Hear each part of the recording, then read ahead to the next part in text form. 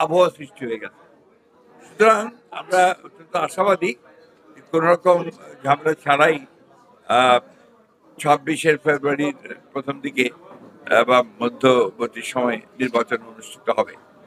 এই বিষয়ে আমরা মোটামুটি অত্যন্ত আশাবাদী। আইনশৃঙ্খলা পরিস্থিতির বিষয়ে আমি মনে করি যে এই যথেষ্ট উপযোগী আছে, ভালো আছে, কারণ এখন আর এমন কোনো পরিস্থিতি নাই যেখানে আপনার নির্বাচন ব্যাহত হবে মেজরিটি, সেটা হওয়ার সম্ভাবনা নেই। যে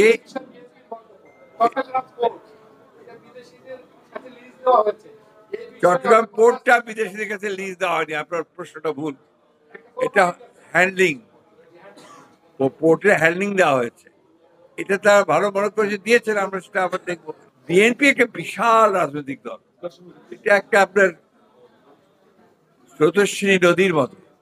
এখানে এক একটা কনস্টিটিউন্সিতে 4টা 5টা করে ক্যান্ডিডেট থাকে, কিছু তো আপনার সমস্যা হবেই। এটা বরাবরই হয়ে এসছে, এটাতে কোনো অসুবিধা নাই। এটা হওয়াটাই বোঝা যায় যে বিএনপি একটা বড় রাজনৈতিক দল। পিছিয়ে আছে কিনা এতটুকু না, অনেক আগে, বহু আগে।